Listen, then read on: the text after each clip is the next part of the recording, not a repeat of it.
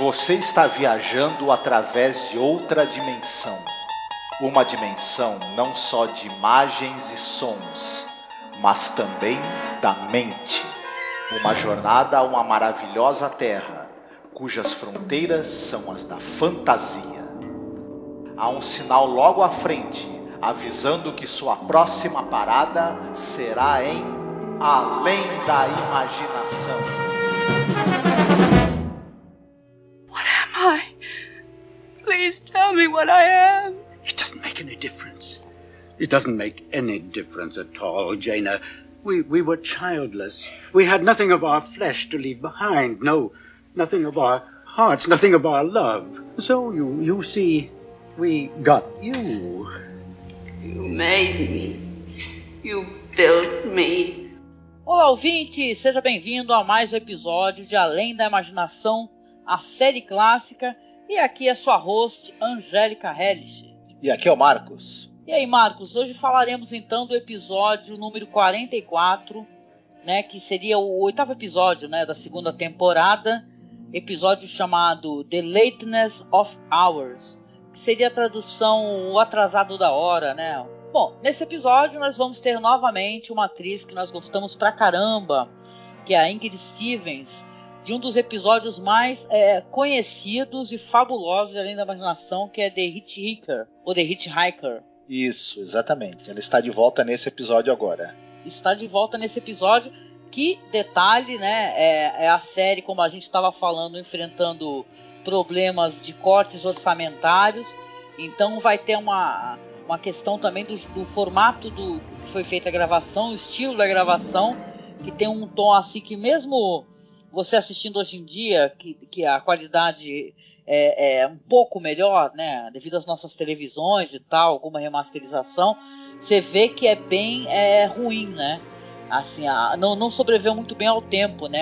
A imagem está bem meio como se tivesse meio embranquecida, né, e tal, né? Como é que foi essa situação da questão da captação? Pois é, por uma razão de uma tentativa de baixar custos, porque os episódios eram gravados em película, isso tinha um custo fixo mais ou menos alto, até porque as exigências de padrão de qualidade ali que o Rod Serling tinha e o diretor de fotografia, o George Clemens e outros, eram muito altas, né? Então resolveram tentar, para baixar o custo na segunda temporada, fazer a captação em videotape. Ela trazia alguns problemas. Primeiro que você não podia ter externa. E tinha que ser tudo gravado num ambiente fechado. Primeira, né, das grandes limitações. E você não tinha um diretor de fotografia. Porque os episódios que eram gravados em videotape, eles dispensaram o diretor de fotografia. Ficava um técnico operando a máquina, o aparelho de captação ali ao lado do diretor. E aí eles não precisaram, né, não usaram o diretor de fotografia. Isso também provavelmente vai influir na qualidade mesmo do movimento de câmera e tudo mais, né? Por outro lado, afetava muito a qualidade e até a possibilidade de tipo de história que você tinha que adaptar, o tipo de história que você ia contar, tinha que adaptar o roteiro às limitações desse método. Foram poucos episódios da série, não sei se foram 6 ao todo que foram gravados nesse formato.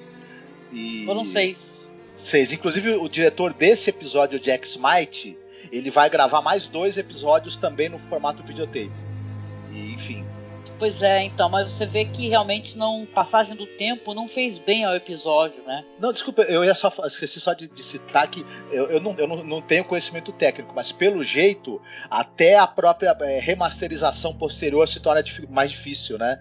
Porque você tem os outros remasterizados e esse não, né? Por exemplo. Não, eu acho que isso inclusive trouxe algumas limitações, até para a própria movimentação de câmera, né? Até porque é um espaço menor, né? Apesar que a gente já teve episódios, por exemplo, como aquele lá do homem, um homem no quarto lá de $4, que é um ambiente fechado, tudo acontece naquele quarto, mas a movimentação de câmera e tal acaba deixando muito mais dinâmico, né?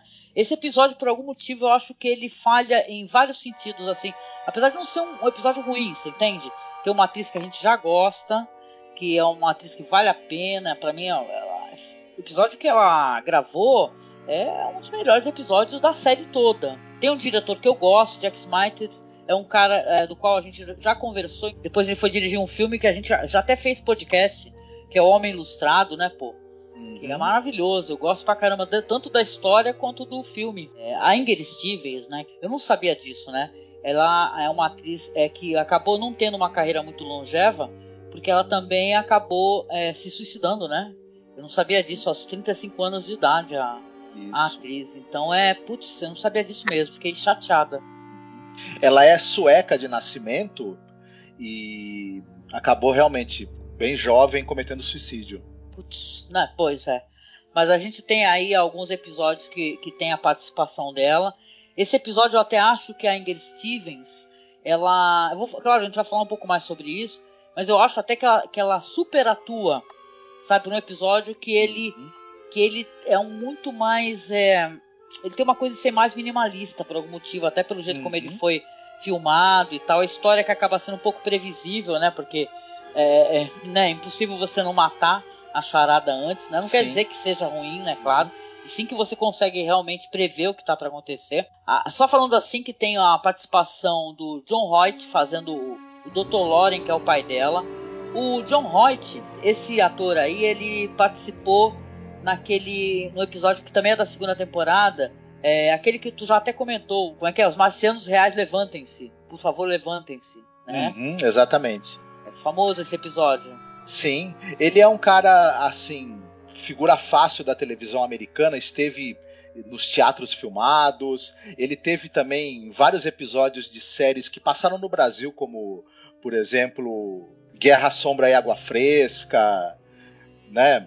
Ele tá numa pontinha no filme do Roger Corman, O Homem com Olhos de Raio-X, que eu adoro. Né? Muito bom esse filme.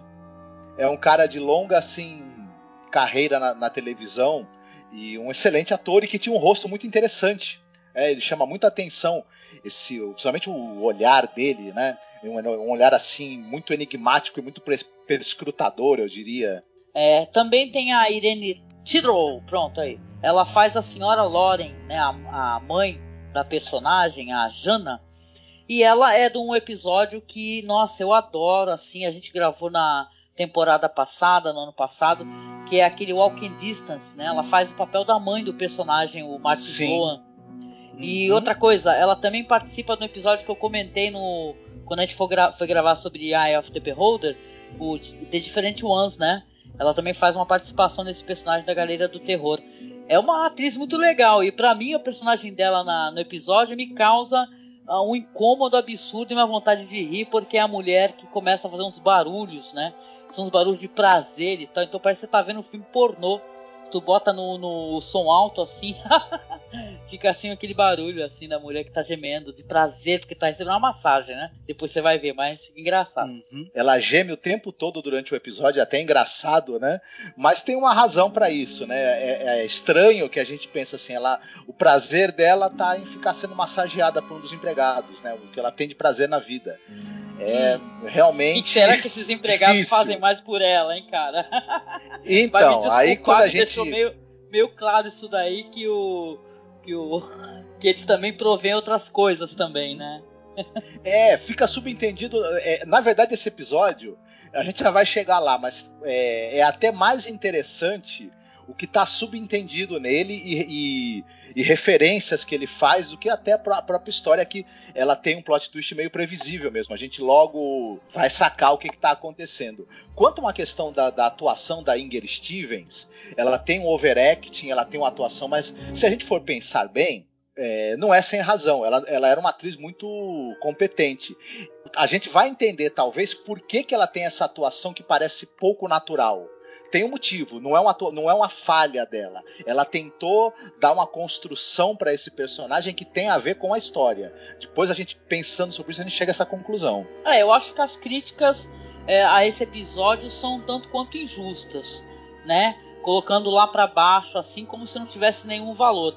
Eu acho que realmente sim tem valor, até porque se você vai refletir sobre coisas que vieram posteriormente, né? Então vale a pena a gente refletir essas questões aí. Como é que é a relação do autômato com o ser humano, né?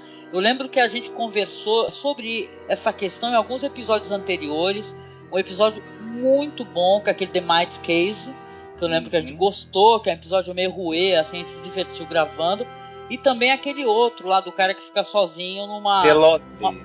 The Lonely, sim, que ele fica sozinho num asteroide, né? É uma prisão perpétua dele. E quão angustiante vai ser, ó, quando ele vai ter contato com uma androide, né? Tal, e como é que ele se relaciona e como os homens entendem essa relação. Coincidentemente, é dirigido pelo mesmo diretor, pelo Jack Smite, o The Lonely. Verdade. Nossa, eu gosto pra caramba do The Lonely. Foi um dos primeiros podcasts que a gente gravou. Eu lembro, assim, que a gente começou meio... assim, sem ordem, né, de maneira aleatória. Fizemos todos os episódios da primeira temporada, mas a gente fez o que a gente queria. A gente assistia episódio X e tal e mandava ver. Agora a gente tá fazendo tudo na ordem certinha. E isso é bom, cara. Eu acho legal você assistir também numa ordem corretinha, porque dá uma... Você vê, por exemplo, questão de produção, né? Apesar que esse negócio que você tá falando, realmente que 6 episódios foram gravados assim, para contenção de orçamento, e você vê nitidamente que são episódios que a qualidade da imagem não tá boa e tal, que apesar de ter roteiros legais, interessantes, né, eles não foram também colocados de maneira progressiva, e sim de maneira aleatória. Tanto que eles aparecem numa ordem, outra e tal, eles vão pontuando, né? Eu queria aproveitar que a gente estava falando, esse episódio é dirigido pelo Jack Smite, que é um cara que ele já tinha muita experiência na televisão, ele já tinha trabalhado com videotape, antes, com captação em videotape. Então, além do que você já citou, do Homem Ilustrado, do Uma Sombra Passou Por Aqui, ele dirigiu também a Batalha de Midway, Aeroporto 75, filmes que passaram bastante na televisão no Brasil. Né? Então é um velho conhecido aqui do público brasileiro.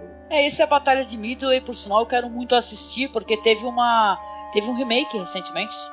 Eu queria dar uma assistida nessa versão dele, porque a dele é muito elogiada, diga-se de passagem. Sim, essa nova não é nada elogiada, né, bem? Bom, é isso. E aí, nós vamos lá então para a sinopse do episódio?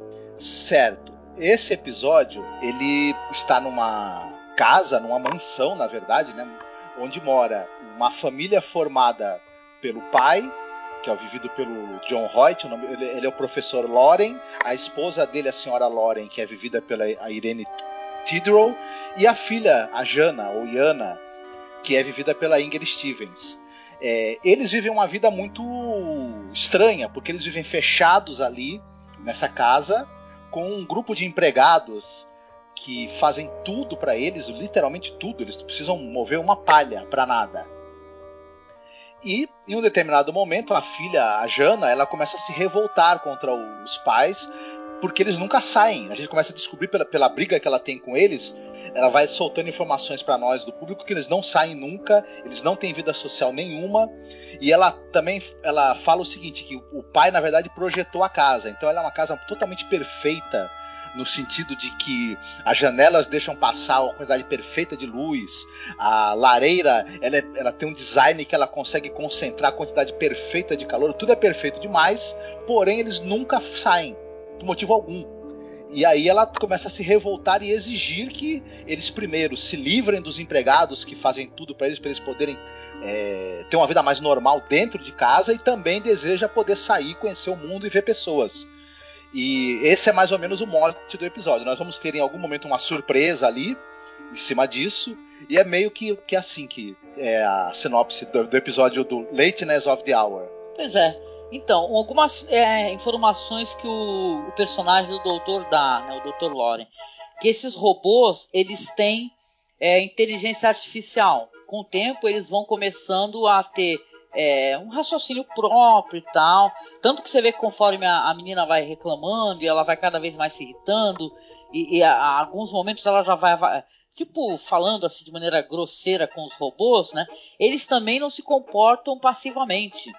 Eles vão se aproximando, ou eles vão cercando eles a qualquer momento, assim, quando eles veem que tem alguma discussão. Então, eles têm uma inteligência artificial. Então, ou seja, estão entendendo o que está sendo falado ali. Eles não são tão passivos quanto, né, a gente imaginaria. Eu acho isso intrigante na história, porque você vê assim, pô, se você está trancado no espaço com o quê? 5 robôs, não é verdade?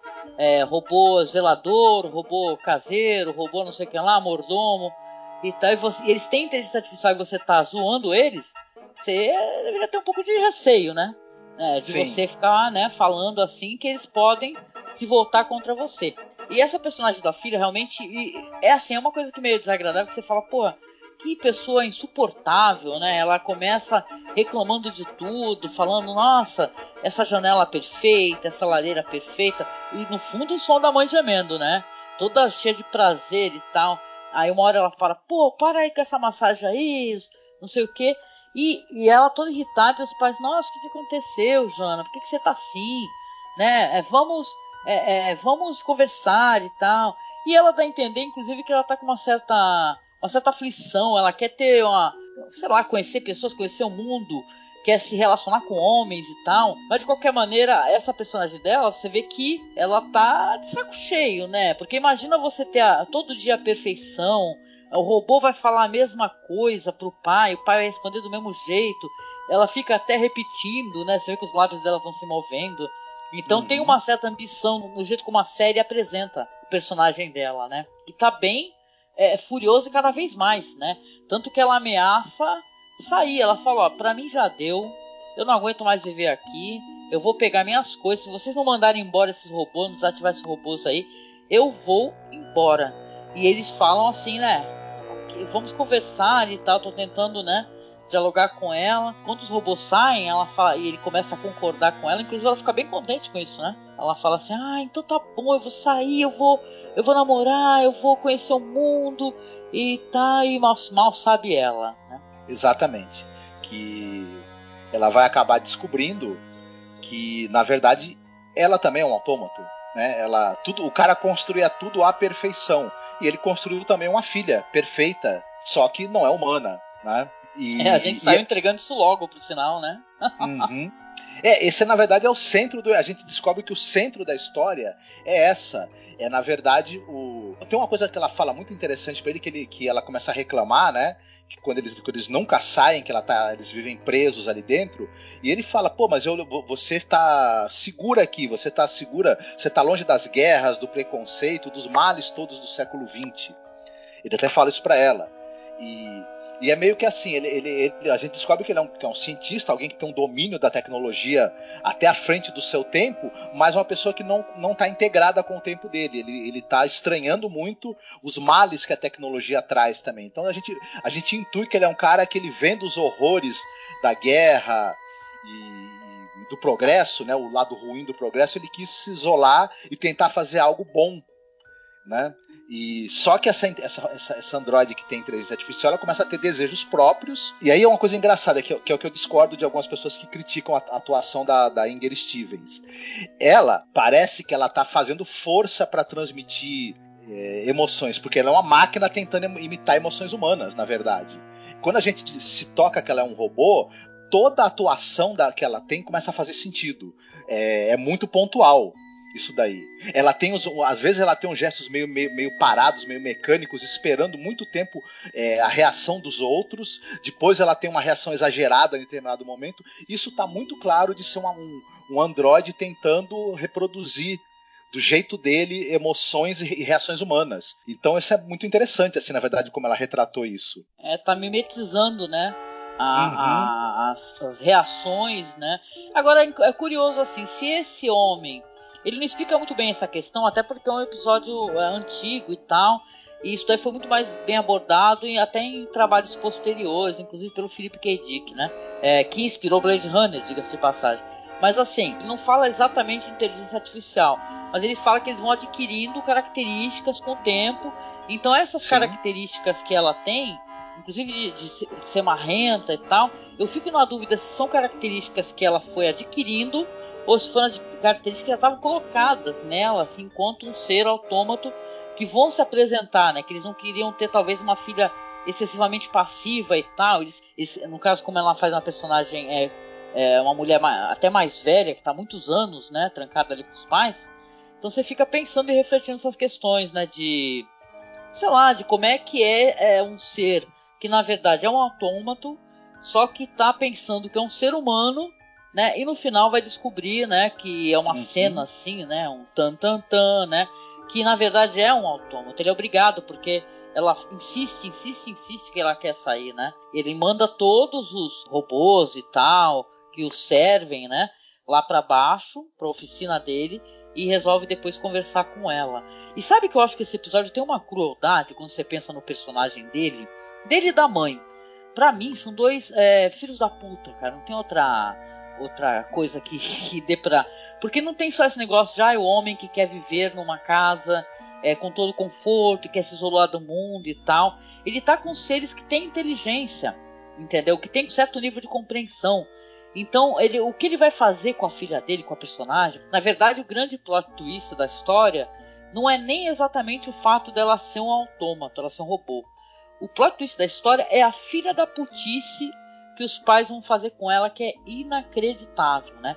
Que eles falam tudo isso, eles queriam muito ter uma filha, né? Porque ela fica o tempo todo procurando fotos dela e tal, nos álbuns não tem fotos dela criança, e ela começa a desconfiar que é aí que cai a grande ficha dela. Só que, porra, no final, quando você vê, quando os pais veem que ela tá se revoltando, aí eles resolvem fazer com ela que ela se transforme num robô empregada que vai massagear os ombros da mãe. Pô, isso pra mim é de uma crueldade, cara, de uma crueldade, sabe? Ou seja, esses seres aí que eles criaram, essa síndrome aí de Frankenstein, né? Que é essa síndrome de Deus, do Criador, só mostra o quanto eles são miseráveis, né? Eu lembro que a gente estava até comentando que tinha um motivo de mostrar por que tá aquela mulher gemendo o tempo todo, gemendo de prazer, nossa, e foda-se, né, o que os outros vão pensar e tal, até porque ela tá com o marido frente a vários autômatos. Então foda-se inclusive a opinião da filha, né? Por isso que ela faz aquele escarcéu todo, aquele negócio, porque eles estão preocupados com o próprio conforto, eles estão cagando, entendeu? Sim. Se a gente for pensar, os conceitos que vão aparecer em Westworld, por exemplo, e que vão aparecer também em Blade Runner, essa coisa das memórias implantadas, essa coisa do você criar os seres com inteligência e até sencientes, mas que eles são expostos ao sofrimento para servirem às suas vontades e podem um dia se revoltar contra você, o desejo de liberdade, que o robô não quer ser um escravo confinado num determinado local para uma certa utilidade. Se ele tem sentimentos, ele quer vivê-los, né, livremente. E sim, todos esses conceitos que a gente viu depois desenvolvidos, né, tanto no Westworld, no filme, na série, quanto em Blade Runner, esses conceitos já estavam ali no episódio escrito pelo Rod Serling. Todos esses conceitos, isso é uma coisa muito interessante. Ele também, com certeza o Rod Serling leu o conto O Homem da Areia do Hoffman, porque no conto do Hoffman tem essa coisa de um pai que faz uma filha autômata, que é a Olímpia, a personagem, né, uma das personagens do conto. É impossível a gente não lembrar desse conto do Ernest Theodor Amadeus Hoffmann quando a gente assiste ao episódio. Então, na verdade, o episódio ele tem uma série de conceitos muito interessantes ali nele e que acabaram sendo desenvolvidos em outras obras, não talvez diretamente por influência dele, claro, no Hoffmann certamente não, porque o Hoffmann, inclusive, é do século XIX, né? Mas possivelmente coisas como Westworld podem, por exemplo, ter tido uma inspiração ali nesse episódio, né? Sim, concordo muito com você. Realmente, você vê numa série feita para TV esse conceito instigante sobre autômato, o que é humano, como é que o humano enxerga o autômato como um ser para ser usado, né? Mas isso para mim é bem legal como o Serling trouxe essa questão. Independente da questão de orçamentária que começa a reduzir, porque se você assiste Nick of Time e logo em seguida já assiste esse episódio, você vê nitidamente, né, que existe uma diferença ali. Mas mesmo assim, acho que o pessoal conseguiu tirar leite de pedra, Marcos. Sim, com certeza. Isso. Pois é. E aí, a gente chega naquela parte do podcast aonde a gente recomenda filmes, séries, livros, quadrinhos, sei lá. E aí, você tem alguma coisa para recomendar, querido? Eu citei aí o filme Westworld e o filme Blade Runner. Eu não vou dar esses dois como recomendação, porque são coisas que muita gente já assistiu, né? A série tá aí com temporada nova, o Blade Runner é um filme muito visto, né? Sobretudo por gente que tem interesse em cultura pop, enfim. Mas eu vou dar a sugestão do livro No Brasil saiu o Castelo Mal Assombrado, é uma coletânea de alguns contos do Hoffman. Entre eles está o conto O Homem da Areia, em que você tem essa referência ao cientista que faz uma filha mecânica, uma filha autômata. Muito interessante, vale muito a pena ler. Foi publicado pelo Círculo do Livro, mas deve ter outras edições. E o livro também que deu origem ao filme Blade Runner, que é Os Androides Sonham com Ovelhas Elétricas. Um livro muito interessante, onde muitas dessas temáticas aí relacionadas com seres artificiais desenvolvendo sentimentos e inteligência e raciocínio e a revolta deles contra os seus criadores e etc. Né? E também é um mundo do futuro muito curioso, né? que vale a pena a gente observar a maneira como o Philip K. Dick imaginava esse futuro, que é um futuro bem sombrio, na verdade. Ah, muito bom. Poxa, eu vou ter que recomendar vocês assistirem, caso vocês não tenham assistido, o episódio que ela faz, né, na própria série Além da Imaginação, que é o The Hitchhiker, gente, que eu acho uma obra-prima, trabalho feito para televisão, a atuação dela no tom certo, no episódio que eles conseguem realmente poder mostrar a atriz que ela é, porque você fica pensando assim que nesse episódio, pelo menos eu tive essa impressão, que a Ingrid Steven tá ótima, entendeu? Mas eu fiquei com a impressão, Marcos, que ela tá um tom acima. Sim, eu concordo contigo, os motivos pelos quais ela tá atuando dessa maneira. Mas no The Hitchhiker eu acho que tá maravilhoso, cara. É da temporada passada. Ela tem um filme com ela, por exemplo, que eu gosto muito, que é A Marca da Forca, que é ela e o Clint Eastwood. Poxa, então não deixe de assistir esse episódio, que é o The Hitchhiker, o Caroneiro, tá? Que é o episódio 6, dirigido pelo Alvin Genzer, tá? E é muito, muito, muito legal, que é baseado no conto da Lucille Fletcher, tá? Então fica a minha recomendação, a gente prestigiar o trabalho dessa atriz, sabe? Porque, cara, ela é maravilhosa e, poxa, merece muito, muito ser uma das atrizes top mesmo de Além da Imaginação, né? Junto com Ida Lupino, maravilhosa, que também dirigiu um episódio, né? Então, sim, é um salve, né, ao Hail Inger Stevens. E a gente está brincando, claro, de poder escolher musiquinhas no final, que elas só tocam lá no nosso podcast, porque o YouTube não deixa, a gente dá flag e ainda se vacilar derruba o vídeo, né? Então você escute a música lá no nosso site, tá? Que é masmorracine.com.br. Você acessa o áudio do podcast, que lá no MP3 tem a música final certinha. E dessa vez a escolha da música é do Marcos. E aí, Marcos, o que você escolhe? Eu vou escolher, já que a gente falou de Blade Runner, citou o tema de encerramento, The End Title, que eu acho sensacional essa música. Da primeira vez que eu assisti o filme, eu fiquei baratinado com essa música. Eu comprei o disco da trilha sonora por causa dela, inclusive. E enfim. É lindo, é do Vangelis, né? É do Vangelis. Muito bom, muito bom. Lindo, gente, maravilhoso. Então, chegando ao final do podcast, agradeço você estar aqui nos acompanhando na nossa maratona de Além da Imaginação. Convido, claro, você a acessar o nosso site, como eu falei, é masmorracine.com.br, a nossa página no Facebook, dá aquela curtida na nossa página, para também dar um up no nosso trabalho, que a gente está fazendo com muito carinho, assim, para todo mundo que é fã da série clássica, tá aqui, @masmorracine. Tem o nosso grupo também, que é Fãs de Além da Imaginação. Basta você solicitar a entrada lá, que a gente autoriza, interagir com a gente, publicar fotos, vídeos, curiosidades. E também, claro, se você puder nos apoiar, não deixe de nos apoiar no Padrim ou no Colabora Aí. Os links estão na publicação, com qualquer valor, para que a gente possa manter o nosso trabalho aqui na internet para vocês. E também tem o nosso perfil no Instagram, tá? Que é @masmorracine também. E no Twitter, que é @masmorra_cast. Então nós vamos terminar aqui com a belíssima música, que é uma música final de Blade Runner, tocada pelo Vangelis. Só posso dizer o seguinte nesse final: todos esses momentos se perderão no tempo, como lágrimas na chuva. Um abraço e até o próximo podcast. Fiquem bem.